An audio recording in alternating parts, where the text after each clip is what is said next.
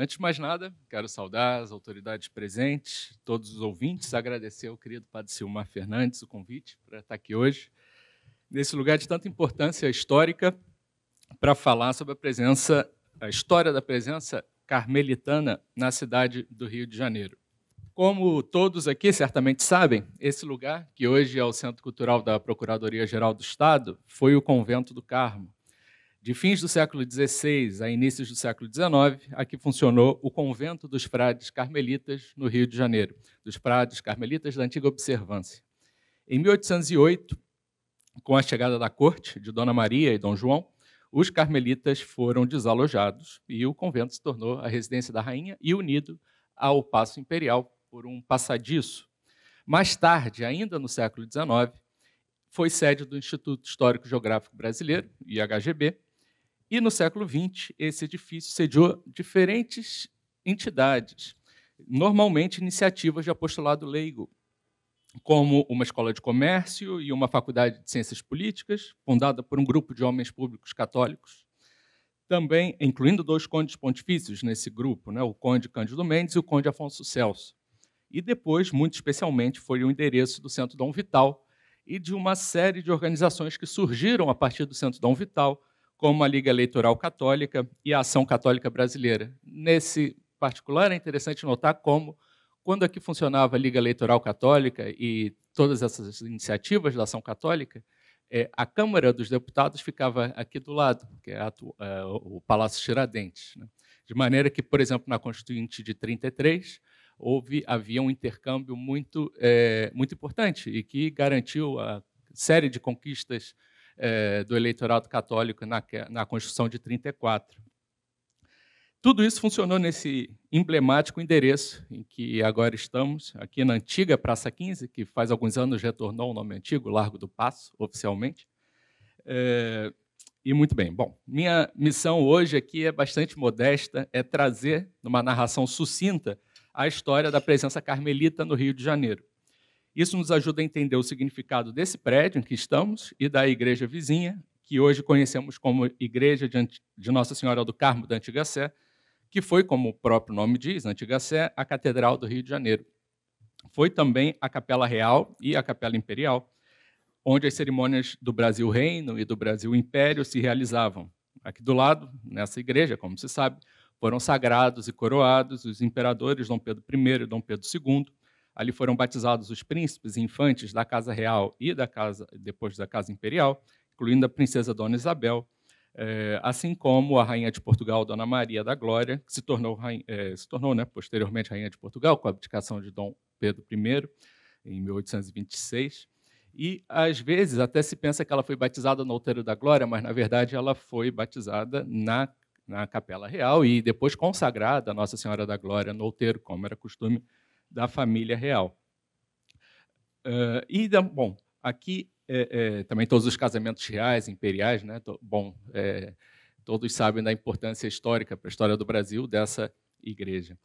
Bom, entrando diretamente mais no nosso tema, é importante ainda lembrar um pouco da história da Ordem do Carmo e as suas reformas e divisões. Após essa introdução geral, vamos tratar do percurso histórico da província carmelitana fluminense. A Ordem do Carmo tem uma história riquíssima e até maravilhosa, quando comparada com as outras grandes ordens da Igreja, como os beneditinos, os franciscanos e os dominicanos. Diferentemente de todas essas ordens, fundadas por grandes santos na chamada Idade Média, os carmelitas traçam a sua fundação à antiguidade, mais do que isso, ao Antigo Testamento.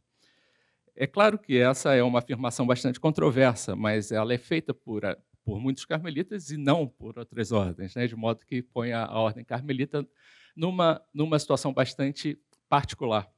É isso mesmo, a Ordem do Carmo, como família espiritual, seria mais antiga do que a própria igreja. Isso porque ela remonta a sua fundação ao profeta Santo Elias. Após essa origem veterotestamentária, dois grandes momentos fundacionais outros marcam a história da Ordem do Carmo.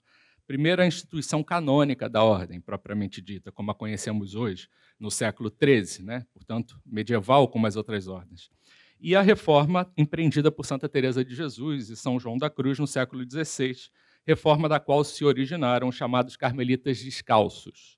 É importante mencionarmos, como já mencionamos, desde já, que esse convento e a Igreja Carmelita, a Igreja do Carmo, do Rio de Janeiro, bem como a igreja vizinha dos terciários, né, vizinha Antiga Sé, estavam vinculadas aos carmelitas da antiga observância, não aos carmelitas descalços. Então, voltando às origens da Ordem do Carmo, descobrimos a figura do profeta Santo Elias como fundador da família espiritual carmelitana. Santo Elias é um profeta do Antigo Testamento que viveu por volta do século IX a.C. Sua história é intimamente relacionada ao Monte Carmelo, localizado junto à costa mediterrânea de Israel, onde o profeta se retirava para rezar, e onde, entre outras façanhas da sua vida, ele propôs o célebre desafio aos sacerdotes de Baal, introduzidos no reino de Israel pela rainha Jezabel, mulher do rei Acabe. Esse desafio, em que Santo Elias saiu vitorioso, terminou com a morte dos sacerdotes pagãos, que eram ali 450. É a esse fato que se refere no brasão dos carmelitas a espada de fogo empunhada por Santo Elias, né? Bem como o lema Zelo zelatus sum pro domino deum exercitum, eu me consumo de zelo pela causa do Senhor Deus dos exércitos. Depois do arrebatamento de Santo Elias, na carruagem de fogo, outro profeta, Santo Eliseu, continuou a sua missão e também se estabeleceu no Monte Carmelo. Ao longo dos séculos, o Monte Carmelo passou a ser um lugar de recolhimento e oração, de certa forma, continuando, portanto, o exemplo de Santo Elias e Santo Eliseu. Foi por volta do século XII que a Ordem do Carmo foi historicamente fundada, digamos assim, como a conhecemos hoje, né? Ela foi estruturada com eremitas que, seguindo os passos de Santo Elias e Santo Eliseu, os tomaram como pais espirituais. Daí essa origem veterotestamentária dos carmelitas, né? E passaram a habitar o Monte Carmelo, e aí levar uma vida de silêncio e de oração, como eremitas, né? Por conta das cruzadas, a Palestina, Terra Santa, estava aberta novamente aos cristãos, e a Ordem do Carmo podia se desenvolver, protegida pela força do Reino Latino de Jerusalém, estabelecido pelos cruzados. Não se sabe exatamente quando se tornou estável esse grupo de eremitas no Monte Carmelo, mas temos algumas datas marcantes, como, na segunda metade do século XII, o estabelecimento ali de um cruzado chamado Bertoldo, que tomou, segundo ele, foi inspirado pelo profeta Elias a se estabelecer no Monte Carmelo. O bem-aventurado Bertoldo, ou São Bertoldo, né, porque antes do Concílio de Trento, havia São Gonçalo, é um caso famoso também, né, que nunca foi canonizado propriamente, mas era conhecido como São Gonçalo. Mesma coisa São Bertoldo, nunca foi canonizado, mas entre os carmelitas conhecido como São Bertoldo. Ou, mais propriamente, o bem-aventurado Bertoldo, com auxílio de um primo seu, que era patriarca de Antioquia, de nome Américo, construiu ali uma pequena capela, perto da gruta de Santo Elias. O número de eremitas só fez crescer e eles viviam separados uns dos outros, nas pequenas cavernas que havia ali no Monte Carmelo, todos buscando assim imitar Santo Elias e Santo Eliseu. No início do século XIII, o patriarca de Jerusalém, Santo Alberto, deu a esses eremitas uma regra de vida sobre um superior, São Brocardo. Essa regra foi aprovada inicialmente pelo Papa Honório em 1216, confirmada pelo Papa Gregório IX em 1229. E em 1247, o Papa Inocêncio IV deu a aprovação definitiva, reconhecendo os carmelitas como uma ordem religiosa, mas os mantendo entre os mendicantes, né, os franciscanos e os dominicanos. Houve internamente alguns atritos por conta dessa situação jurídica, uma vez que o modo de vida original, eremítico, não se coadunava com a vida urbana e universitária típica dos mendicantes. Nesse momento, por conta da perseguição islâmica, os carmelitas já tinham em grande parte deixado o Oriente e se estabelecido na Europa. Em fins do século XIII, os últimos carmelitas que se encontravam ainda no Monte Carmelo foram mortos, e o Reino Latino de Jerusalém deixou de existir no mesmo ano, em 1291, quando houve esse massacre final dos carmelitas.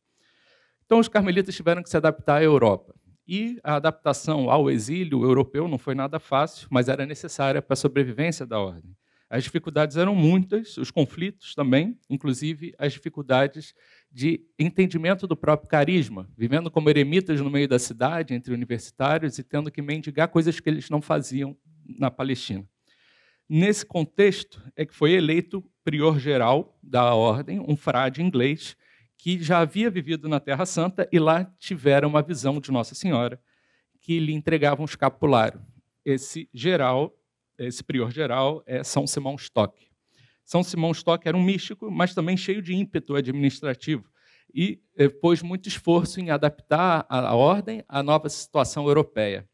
Fundou conventos nas cidades universitárias e conseguiu da Santa Sé adaptações da regra à nova realidade.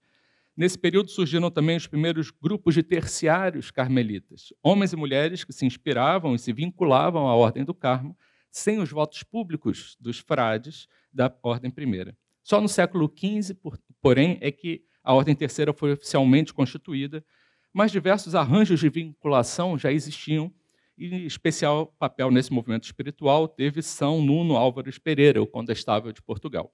O período de São Simão Stock, a adaptação dos carmelitas à realidade europeia, foi de florescimento, mas, como havíamos dito, também de conflitos. Por um lado, adaptar-se à vida europeia e à realidade das ordens mendicantes, com as suas ordens terceiras, inclusive.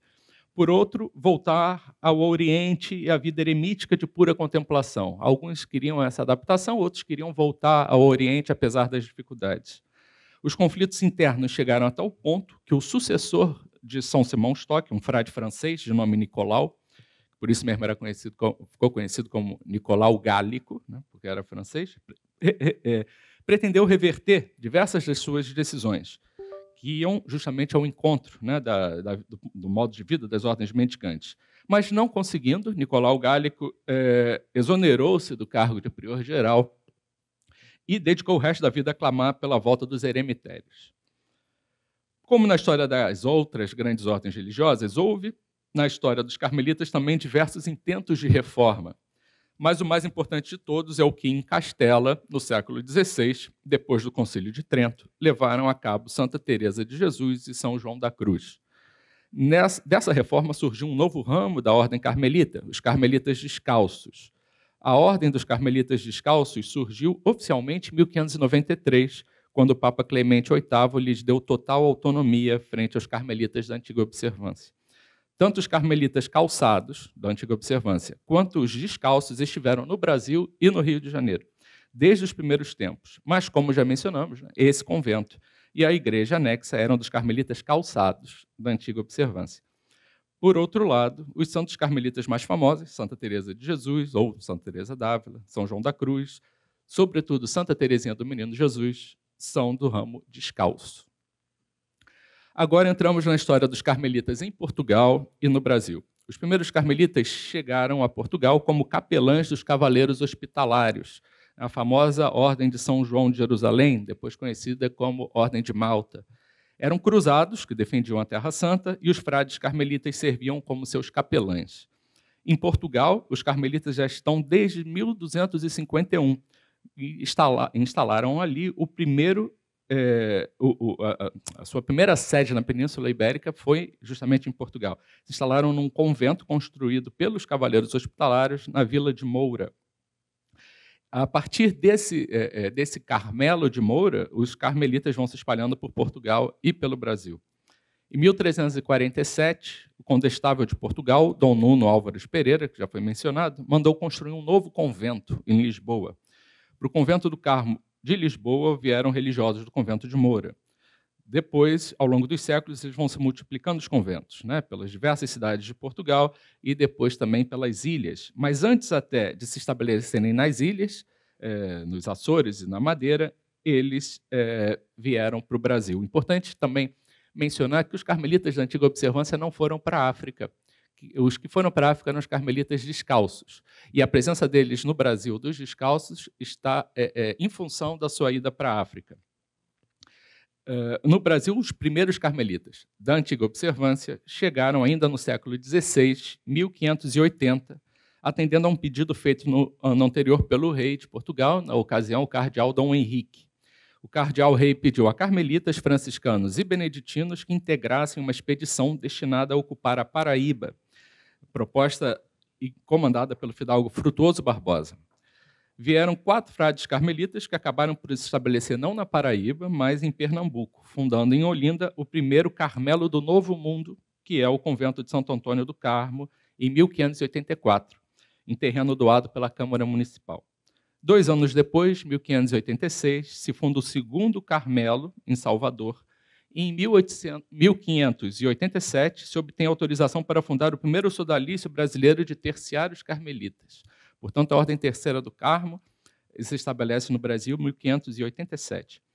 2 anos depois, 89, o Novo Carmelo, em Santos. E no ano seguinte, vindo de Santos, se funda o Carmelo do Rio de Janeiro, aqui onde estamos. Nosso convento do Carmo, do Rio, portanto, é de 1590. Os carmelitas recebem uma pequena capela na rua direita, atual 1º de março, uma capela dedicada a Nossa Senhora do Ó, ao lado do qual começa a construir este magnífico convento aqui estamos.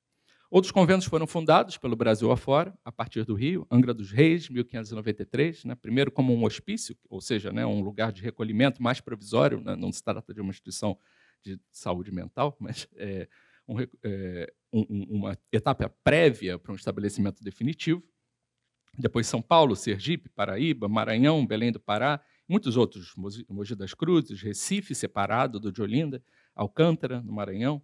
É importante lembrar que, nesse período, no século XVI, aqui na América Portuguesa, tínhamos 2 realidades políticas diferentes. O Brasil não estava unido ainda, como está hoje. Tínhamos o Estado do Brasil e o chamado Estado do Maranhão, ou Estado do Maranhão e Grão-Pará, depois o Estado do Grão-Pará e Maranhão, que cobria territorialmente a Amazônia, incluindo o Maranhão. Essa divisão impacta também na organização eclesiástica. Por exemplo, as dioceses que se vinham fundando no Brasil eram todas pertencentes, depois que Salvador foi elevada à arquidiocese, eram pertencentes à província eclesiástica de Salvador, exceto São Luís, que dependia diretamente do Patriarcado de Lisboa. E no caso dos carmelitas, essa divisão política e eclesiástica, administrativa, também tinha reflexos. Então, havia, em determinado momento, ainda dentro da província de Portugal, dos carmelitas, foi criada uma vice-província, ou vigararia, para os conventos do Estado do Brasil, incluindo o Rio de Janeiro, com sede na Bahia. Já os conventos do Maranhão e Pará eram de uma outra vigararia. Como já mencionamos, não havia, nesse momento ainda, uma província brasileira da Ordem do Carmo. O prior-geral instituiu, depois, uma província brasileira em 1640, mas essa província foi logo extinta, e é interessante lembrar como isso aconteceu muito tarde. Só tarde houve uma província do Carmo no Brasil, em comparação com os jesuítas, por exemplo, que eram uma província própria desde 1553. A Ordem do Carmo, no Rio de Janeiro, depois teve um novo momento importante, ainda dentro da província portuguesa, em 1685, quando se criou uma vigararia própria, sediada aqui nesse convento. A antiga vigararia do Brasil se dividiu em vigararia de Bahia e Pernambuco, por um lado, e depois a vigararia do Rio de Janeiro, por outro lado. Sob a vigararia do Rio ficaram os conventos de Santos, Angra dos Reis, São Paulo, Mogi das Cruzes e Vitória, além desse próprio convento do Carmo. Em 1720, essas 2 vigararias finalmente foram elevadas à províncias autônomas, independentes de Portugal, e os vigários provinciais deram lugares aos priores provinciais. E assim nasceu a província carmelitana fluminense, que existe até hoje, e 3 anos atrás completou 300 anos, 1720, 2020. Junto também, comemorou 300 anos, a província carmelitana pernambucana, que foi fundada na mesma data. Em fins do século XVIII, tínhamos no Brasil cerca de 500 frades carmelitas da antiga observância. Mas as medidas persecutórias do Marquês de Pombal, que expulsou os jesuítas, afetaram também as outras ordens religiosas, porque, a partir de 1764, elas foram proibidas de receber noviços. Apesar disso, no fim do século, havia ainda 500 carmelitas no Brasil. Com a ascensão ao trono de Dona Maria e o processo chamado de viradeira, em que ela reverteu diversas disposições do Marquês de Pombal, houve um novo alento para a ordem, mas depois, durante o governo de Dom Pedro II, novamente houve uma proibição da recepção de noviços, o que quase extinguiu o Carmelo brasileiro. Voltando para o início do século XIX, 1808, a rainha Dona Maria, príncipe regente Dom João, todos sabem, chegaram ao Brasil e, depois de breve estada na Bahia, se estabeleceram no Rio. a adaptação da cidade a essa nova realidade, uma sede de monarquia pluricontinental, era uma monarquia pluricontinental, mas uma monarquia também empobrecida. Poucas décadas antes havia reconstruído a cidade de Lisboa, depois do famoso terremoto, e não havia recursos para construir uma nova capital aqui no Rio de Janeiro. Então, a cidade teve que ser adaptada e diversos edifícios mudaram de uso. Conta-se, né, que Dom João quis, isso é contado pelos beneditinos, né, de que Dom João quis viver no Mosteiro de São Bento, pensando no convento dele de Mafra, né, que era um convento-palácio, inspirado, por sua vez, no Escorial, mas os monges conseguiram dissuadi-lo. Por outro lado, os carmelitas tiveram que ser desalojados e o antigo Paço dos Vice-Reis, que se tornou Paço Real, foi conectado ao edifício vizinho, a esse convento, e sendo que aqui vivia Dona Maria I e funcionavam também uma série de funções da corte, enquanto Dom João passou a viver como um príncipe regente numa residência que recebeu em São Cristóvão, né, que se tornou o Paço de São Cristóvão. Os frades perderam o convento e estiveram de 1808 a 1810 no Hospício de Nossa Senhora da Oliveira, um convento de capuchinhos de capuchinhos italianos, na atual Rua Evaristo da Veiga. A Rua Evaristo da Veiga, na época, se chamava Rua dos Barbonos, justamente por conta dos capuchinhos, que eram assim chamados. Não é nosso tema aqui, a história dos capuchinhos no Brasil, mas os capuchinhos italianos têm uma história bastante interessante, muito apostolado, que fizeram em meio a muitas tensões e dificuldades. E foi difícil que eles tivessem conseguido esse edifício, né, lá na antiga rua, na ladeira do Desterro, depois Rua dos Barbonos, depois Evaristo da Veiga, onde hoje é o quartel-general da Polícia Militar. Eles tinham acabado de conseguir esse terreno, tinha poucas décadas, e perderam novamente para que os carmelitas fossem para lá.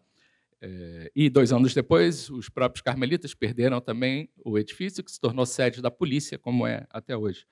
Os carmelitas deixaram o Brasil em 1831, os capuchinhos, desculpa, deixaram o Brasil em 1831, depois foram convidados de volta em 1840 e se instalaram numa deteriorada igreja de São Sebastião, do Morro do Castelo, onde ficaram até ela ser demolida junto com o morro, em 1922, e aí depois é que os capuchinhos, né, para fechar os capuchinhos, foram transferidos para Tijuca, onde estão até hoje, custodiando a imagem de São Sebastião e os restos mortais de Estácio de Sá e o Marco, o fundador da cidade. Muito bem. E aí chegamos à questão de como a Igreja dos Carmelitas se tornou catedral. O Rio de Janeiro, assim que foi elevada a diocese, né, a antiga igreja de São Sebastião, do Morro do Castelo, se tornou a catedral, mas até 1970 o Rio nunca tinha construído uma igreja para ser catedral. Quando a diocese foi criada, em 1676, ali a pequena igreja de São Sebastião se tornou catedral. Depois ela foi transferida para a capela da Irmandade de Santa Cruz dos Militares, aqui na 1º de março também. E é importante lembrar que ninguém queria ser a sede da catedral, porque isso atrapalhava muito a vida da comunidade local. Era grande discussão sobre quem ia ter o encargo de sediar a catedral. Então, as diversas irmandades, donas das igrejas e também as paróquias, disputavam para não sediar a catedral. E os confrades da igreja, da Irmandade do Glorioso São José, aqui também, na 1º de março, tinha uma das igrejas mais imponentes da cidade, tiveram que resistir muito para que a catedral não fosse instalada na igreja deles. No século XVIII, se chegou a planejar a construção, colocar as fundações de uma nova catedral. Esse edifício não foi adiante, hoje é a sede do IFIX, no Largo de São Francisco. O ônus de sediar a catedral ficou por muito tempo, desde a década de 1730, com a Irmandade de Nossa Senhora do Rosário de São Benedito dos Homens Pretos. E quando Dom João chegou ao Rio, em 1808, lá era a catedral, e lá ele foi recebido com missa, Te Deum e beijamão. A questão é que, tendo tomado o convento do Carmo para a residência da rainha e sendo o Paço Real aqui vizinho, a Igreja dos Carmelitas, obviamente, ficou ameaçada também de requisição. E assim foi. Dom João requisitou a Igreja de Nossa Senhora do Carmo para a Capela Real e, logo depois, também para a Sé do Rio de Janeiro. Os irmãos de Nossa Senhora do Rosário puderam ter sua igreja de volta e a catedral ficou na antiga igreja dos Carmelitas, até que finalmente se construiu a catedral definitiva do Rio de Janeiro, na década de 70. Alguns talvez possam perguntar por que não se requisitou a Candelária para ser a catedral, mas é que a Candelária só ficou pronta quando já era a República. Depois, no final do século XIX, em 1890 e poucos, ela finalmente ficou pronta. Então, os irmãos da Candelária escaparam de ser a catedral. Os carmelitas fluminenses, portanto, com a vinda da corte, perderam seu convento e também sua igreja. Estiveram por 2 anos no convento dos Barbonos e dali saíram novamente para que o convento se tornasse quartel-geral da polícia da corte. Em compensação, os carmelitas receberam do bispado o prédio à igreja do seminário de Nossa Senhora da Lapa do Desterro, onde estão até hoje. Solenemente, em 1810, foi transferida a imagem de Nossa Senhora do Carmo, que se encontrava aqui na Antiga Sé, para a igreja até essa igreja na Lapa, onde se encontra até hoje. A imagem de Nossa Senhora da Lapa foi posta num altar lateral, inicialmente. O nome da igreja passou a ser Igreja Nossa Senhora do Carmo da Lapa do Desterro. O convento passou a funcionar no prédio do seminário. Essa igreja foi enriquecida, alterada pelos carmelitas ao longo do século XIX para se tornar, de fato, uma igreja carmelita, com referências à espiritualidade carmelita. O convento, por outro lado, se perdeu num incêndio em 1958 e, com ele, um rico acervo de arte sacra. Foi construído um edifício moderno no lugar onde hoje é o Convento do Carmo, do Rio de Janeiro. Vimos como os frades carmelitas da antiga observância primeiro se estabeleceram nesse Convento do Carmo, como de 1808 a 1810 estiveram onde hoje está o quartel-geral da PM, na Evaristo da Veiga, e como de 1810 até hoje, e se encontram na Igreja de Nossa Senhora da Lapa do Desterro. Agora vamos ver, para finalizar, um pouco mais sobre a evolução institucional dos carmelitas fluminenses. Já mencionamos que em 1720 foi criada a Província Carmelitana Fluminense. Em 1761, a antiga capela de Nossa Senhora do Ó, que ficava aqui nesse lugar, deu lugar à Igreja de Nossa Senhora do Carmo, né, que estava ligada por muito tempo. Não havia a rua 7 de setembro, e, portanto, e foram feitas diversas obras, né, durante esse período, inclusive a antiga portaria deixando de existir para que se abrisse a igreja, a rua de 7 de setembro, e o cardeal Arco Verde também fez diversas intervenções no prédio da antiga Sé. Mas, voltando ao século XVIII, os frades carmelitas prosperavam no Brasil e havia cerca de 500 frades, como já foi mencionado, no fim do século XVIII. Essa situação mudou ao longo do século XIX. Houve diversas tentativas de impedir o desenvolvimento das ordens religiosas. Em 1855, um ato normativo do ministro da Justiça, José Tomás Nabuco de Araújo, pai do famoso Joaquim Nabuco, proibiu a entrada de noviços nas ordens religiosas. Essa medida, em grande parte, refletia a atitude secularista que dominava a elite administrativa imperial e o próprio imperador Dom Pedro II. Então, se tratou de um golpe de morte na vida religiosa do país, na vida conventual. Em 1881, havia apenas 4 frades carmelitas na província fluminense. Um século antes, havia 500. Os beneditinos e os franciscanos também estavam próximos da extinção. No caso dos carmelitas, concretamente, em 1888, se tentou revigorar o início de repovoar os conventos com a vinda de 3 frades europeus, 2 malteses e um irlandês. Obviamente, isso era muito pouco. Era esperado que, com a sucessão imperial, com a ascensão de Dona Isabel ao trono, essas medidas fossem revertidas por conta do compromisso católico dela, mas não chegamos a ver o reinado de Dona Isabel. Em 1889, como se sabe, os militares implantaram a República no Brasil e, com ela, aboliram o padroado e, no caso das ordens religiosas, muito especialmente, essas restrições à entrada de noviços foram levantadas. A vida religiosa no Brasil renasceu com a ajuda de monges e frades estrangeiros. E, no caso dos carmelitas, inicialmente vieram frades espanhóis para reestruturar a ordem no Brasil, nas suas 3 províncias que havia então, Rio de Janeiro, Bahia e Pernambuco. Eles chegaram em 1894. Nesse meio tempo, é importante lembrar que, devido à falência geral das ordens religiosas, os frades foram postos, todas as ordens foram postas provisoriamente sob a autoridade direta dos bispos, né, e não as suas ordens de origem.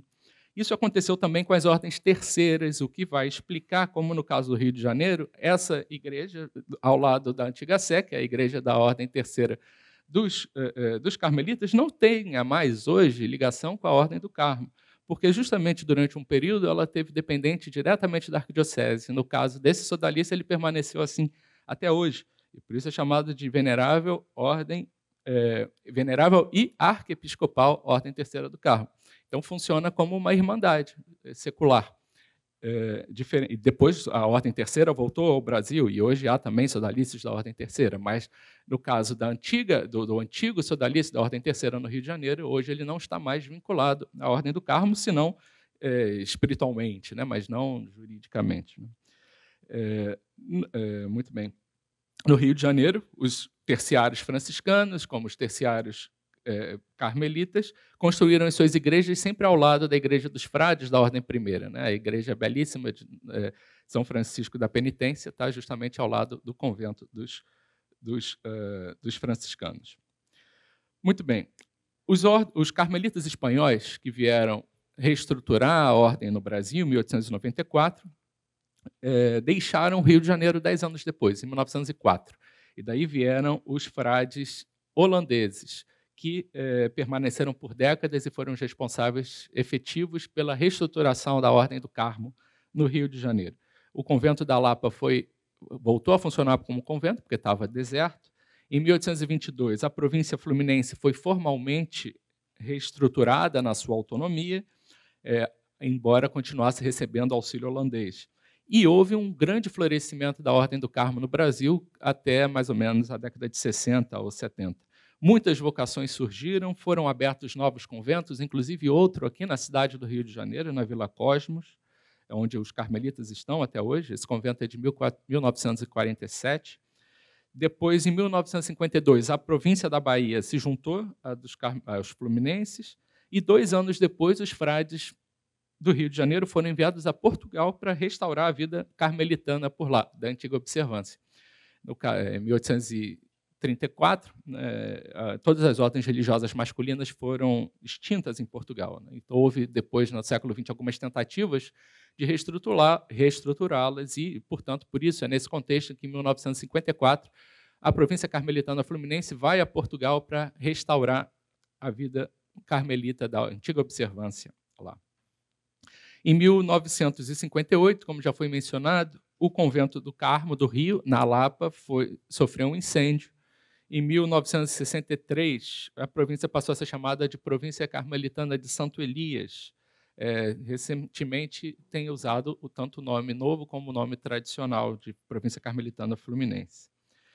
Bom, esse foi um breve histórico da presença dos frades carmelitas da antiga observância na cidade do Rio, que deram uma contribuição notável também para o desenvolvimento espiritual e cultural da cidade. Basta lembrar Frei Leandro do Santíssimo Sacramento, responsável por dirigir o Jardim Botânico por tanto tempo. Mas, como Gilberto Freire lembra, a gente sabe muito menos da vida dos franciscanos e dos carmelitas do que dos jesuítas, porque os jesuítas tinham uma preocupação muito grande de registrar tudo. Já os franciscanos e carmelitas não viam tanta importância nessa propaganda, digamos assim, coisa que os jesuítas tomavam como um dever religioso. Por fim, cabe mencionar um pouco sobre os carmelitas descalços no Rio. Os frades carmelitas descalços não chegaram a ter uma província própria no Brasil, como os da antiga observância. Eles pertenciam à província de São Felipe, em portuguesa. O primeiro convento foi da Bahia, 1663, convento de Santa Teresa, né? Mais uma vez, Santa Teresa é uma santa da ordem, fundadora até dos descalços, mas a sua atividade mais intensa era na África, né? Não no Brasil. O Brasil servia como ponto de parada rumo à África.